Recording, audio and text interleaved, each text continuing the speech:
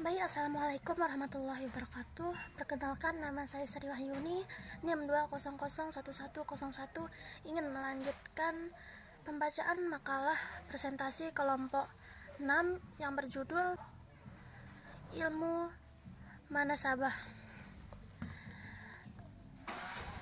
Adapun pengertian ilmu manasabah secara etimologi berarti al-muqarabah, kedekatan, al-masyakalah, keserupaan, dan al-muwafaqah, kecocokan. Contoh dari kalimat sebagai berikut: fulan yanasib fulan, berarti si fulan A mempunyai hubungan dekat dengan si fulan B dan menyerupainya. Selanjutnya yaitu mendeskripsikan latar belakang munculnya ilmu munasabah. Kemunculan ilmu tentang munasabah ayat dan surat dalam Al-Quran berawal dari kenyataan bahwa sistematika Al-Quran yang terdapat pada mushaf Utsmani yang berdasarkan atas urutan fakta kronologis turunnya. Walaupun mereka sepakat tentang urutan ayat-ayat, namun para ulama berbeda pendapat tentang urutan syarah di dalam Al-Quran. Segolongan dari mereka berpendapat bahwa urutan seluruh surah didasarkan pada taufik dan Nabi Muhammad SAW. Pendapat ini didasarkan pada argumen bahwa malaikat Jibril datang kepada Nabi untuk mengulang Al-Quran dan adanya ijma sahabat atas mushaf Utsmani. Golongan lain berpendapat bahwa urutan seluruh didasarkan atas ijtihad para sahabat. Argumen mereka adalah berbedanya urutan surah-surah di dalam mushaf pada para sahabat. Seandainya urutan-urutan surah-surah itu adalah suatu yang bersifat taufik, maka mereka tidak mungkin akan berbeda pendapat. Selanjutnya yaitu menjelaskan macam-macam munasabah dalam Al-Quran.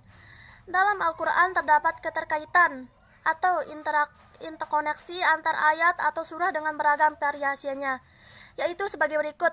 Yang pertama, munasabah antar surat dengan surat sebelumnya. Menyimpulkan bahwa munasabah antar satu surat dengan surat sebelumnya berfungsi menerangkan atau menyempurnakan ungkapan pada surat sebelumnya. Sebagai contoh, dalam surat Al-Fatihah ayat 1 dengan ungkapan Alhamdulillah. Ungkapan ini berkorelasi dengan surat Al-Baqarah ayat 152 dan 186. Artinya, karena itu ingatlah kamu kepadaku, niscaya aku ingat kepadamu dan bersyukurlah kepadaku, dan janganlah kamu mengingkari nikmatku. Quran Surat Al-Baqarah ayat 2. Selanjutnya yaitu munasabah antar nama surat dan tujuan turunnya.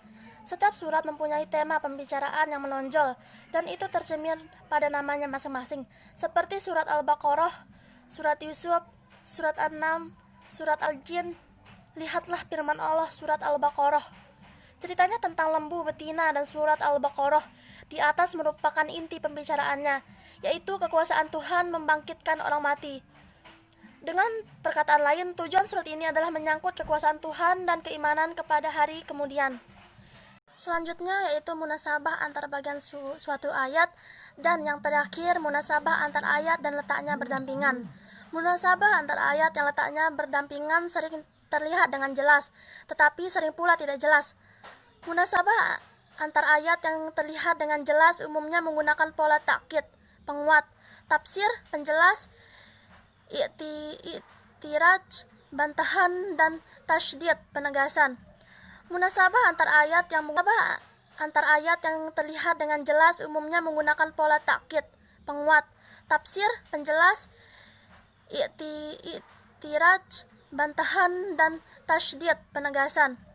Munasabah antar ayat yang menggunakan pola ta'did yaitu apabila salah satu atau bagian yang memperkuat makna ayat atau bagian ayat yang terletak di sampingnya.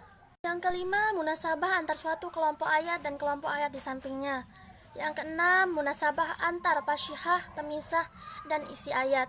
Yang ketujuh, munasabah antar awal surat dengan akhir surat yang sama. Dan yang terakhir, munasabah antar penutup suatu surah dengan awal surah berikutnya.